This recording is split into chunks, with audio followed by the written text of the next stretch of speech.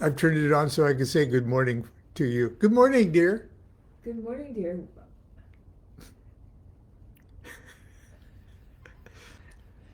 We may have already said good morning Yes. many hours ago, whatever that was. We've already had our breakfast tea in Lon's waddled to the coffee shop to get a little coffee. And I'm making breakfast. And we watched our Japanese TV for an hour, which is the necessity for us to get through the coming week. Every Sunday we watch Japanese TV in the morning. Yeah, well, everybody knows that. Art stuff. No, it's Travel well, stuff. travel and history and culture and just it's beauty and calm and human. We need something in our life like that. Yes. Today, well, in March of 415 A.D., Well, I have not forgotten. Constance and I were shocked at the news that our favorite Monday night class teacher was brutally assassinated. And it just so happens it happened just a couple days around the time of International Women's Day. But we don't think there was one of those. But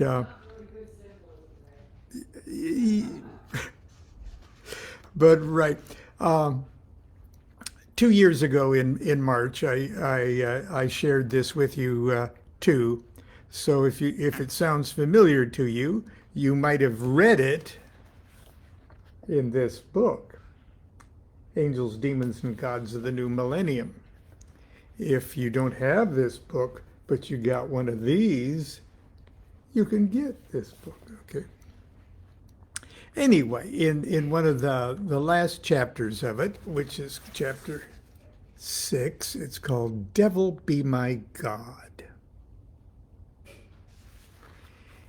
And it tells the story of Hypatia. Now, I have heard it pronounced by knowledgeable people that it's pronounced Hypatia, which is kind of pretty too. But for years I've said Hypatia, and I'm going to continue doing that. Hypatia sounds sort of like that June Allison song Cleopatra.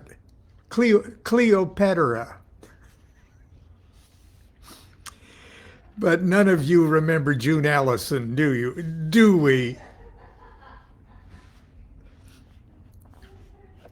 She married Dick Powell.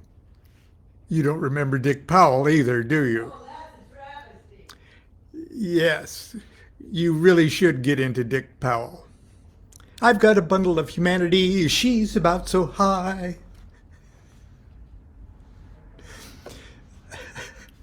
We're young and healthy. No, we're in, never mind. Let's get serious. It's Sunday school. Devil Be My God, and it's got a little epigraph there, quotes from the movie Robin Hood.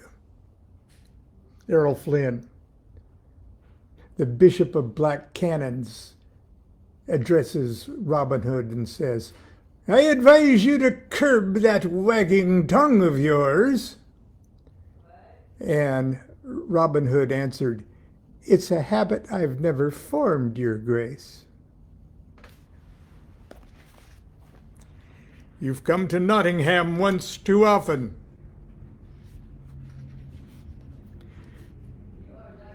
Up that rigging, you monkeys. You've no chains to bind you now. What was in your coffee?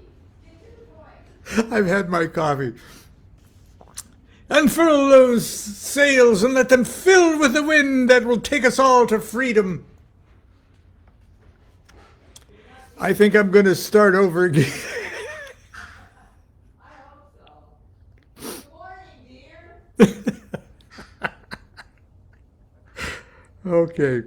This is a serious serious chapter. In AD 415, okay, Constance and I were still in our sophomore year. In AD 415, Cyril, Bishop of Alexandria, remember that name, Cyril. It'll live in infamy.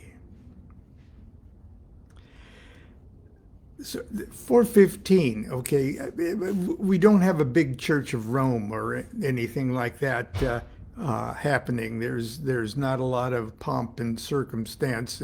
415, we've still got Roman emperors and things like that. We're moving right along, aren't we? In 415, Cyril, the Bishop of Alexandria, Egypt, found himself in the most awkward position.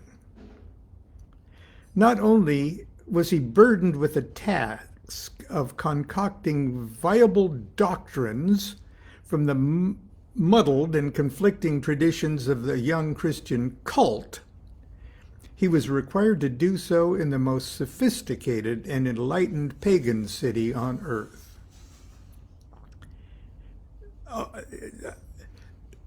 You want to know what those doctrines were that he was trying to invent? He invented the Holy Trinity. This guy, this asshole, okay. Nothing wrong with the Holy Trinity. But I don't think he really got it, okay. But I'm just projecting my personal prejudice on this. Okay. Should I start over again or should I continue? Good morning, dear. Good morning, dear. Long before the alleged virgin birth of the crucified Savior, Alexandria, with her celebrated schools and libraries, nurtured the greatest minds of the Mediterranean world and Asia. Here, religion and philosophy were lovers, and in their union gave rise to a dynamic environment of dialogue and debate. On more than one occasion, Cyril tried to glean converts from the student body of the Neoplatonic Academy, only to be struck dumb by the discomforting realization that the fledgling philosophers were far more knowledgeable than he about the subtleties and shortcomings of his own faith. Uncomfortable as such moments were, his grace bore them dutifully. They afforded him the opportunity to suffer for his faith. And reputation were challenged. His patience came to an end, however, when his faith and reputation were challenged by a brilliant and charismatic luminary of the Alexandrian Academy, the school of Neoplatonism, Hypatia, the greatest woman initiate of the ancient world. Hypatia of Alexandria was without question the most respected and influential thinker of her day. The daughter of the great mathematician Theon, she took over her father's honored position at the academy and lectured there for many years. She, more than any other individual since Plotinus, the father of Neoplatonism, grasped the profound potential of that school of thought. Her lectures were wildly popular and attracted a stream of scholars who saw in Neoplatonism the possibility of a truly universal spiritual order, a supreme philosophy, an enlightened religion to unite all religions. Such was the golden promise of Neoplatonism, and Hypatia of Alexandria was its virgin prophetess. Troubled by the continued degeneration of the Christian movement, and if you are at all familiar with the Christian movement in 415 AD, it was pretty weird and grim and terribly unwoke. And she was a woman. What's that? She was a woman. And she was a woman, yes, Constance adds.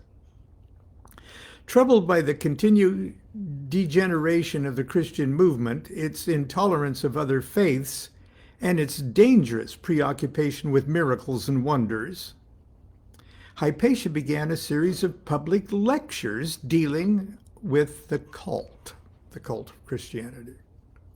She revealed the pagan roots of the faith and systematically unmasked the absurdities and superstitions that had infected the movement.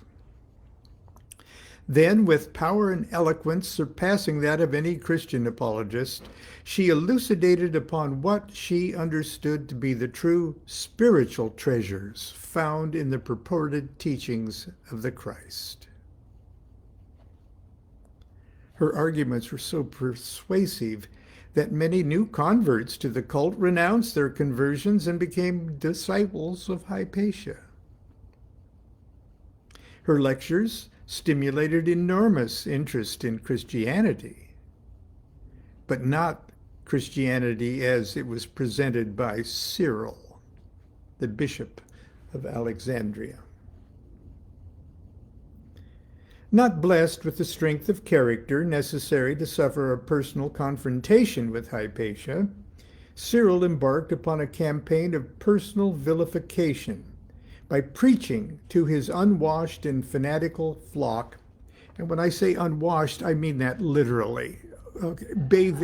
Bathing was considered a sin.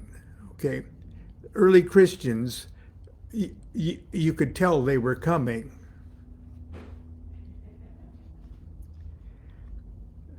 By preaching to his unwashed and fanatical flock that Hypatia was a menace to the faith, a sorceress in league with the devil. These diatribes seemed to have little effect upon the sophisticated population of urban Alexandria, who were beginning to realize that Bishop Cyril's Christianity was a cult that didn't play well with other children. Deep in the Nitrian desert, however, Cyril's hateful words eventually reached the crude monastery of Peter the Reader. Years of preaching to the wind and converting scorpions had uniquely qualified Peter to be the cleansing sword of the Prince of Peace. And the thought of a devil-possessed woman attacking his Savior was more than this man of God could stomach. Mustering a ragtag collection of fellow hermits, he marched to Alexandria, where they met with officials of the Caesarean church, who informed him that each afternoon the shameless Hypatia drove her own chariot without a male companion, a brother, a father. I threw that in. She drove her own chariot from the academy to her home, armed only with clubs, oyster shells, and the grace of God. Peter and his mob of proud boys ambushed Hypatia in the street near the academy. Pulling her from her chariot, they dragged her to the Caesarean church, where they stripped her, beat her with clubs, and finally, because of an ongoing debate over the soul's eternal status, if the corpse remained whole, they scraped the flesh from her bones with oyster shells. The scoops of flesh and the rest of her remains were then carried away and burned. The reaction of the Alexandrian community was one of confusion and shock. And the Neoplatonist school was dealt a blow from which it never recovered. Although he went to great lengths to distance himself from the incident, Cyril took full advantage of the situation and used the terror of the moment to further intimidate the city and establish that the will of the Christian God was to be resisted at one's own risk. The martyrdom of Hypatia was certainly not the first example of truth resisting evil and losing. Excuse me.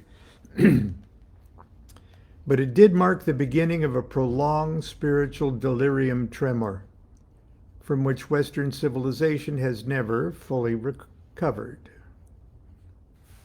Even the bright souls who did not succumb to the universal madness were forced to blossom against the twisted projections of the collective nightmare. Spiritual growth is not impossible in such an environment.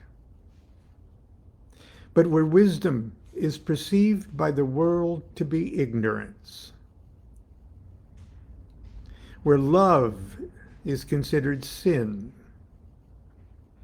and all that is best in the human spirit is condemned, mocked, and repressed, the road by which a seeker of enlightenment must travel takes many curious turns. On such a journey, one's companions are outlaws and rebels. Sacredness breeds in blasphemy. Truth falls from the lips of false prophets. Heaven is sought in hell, and God is the devil himself. And that's our comment on Hypatia of Alexandria on this, a couple days after the anniversary of her martyrdom. So that's Sunday school for today. Go home in terror.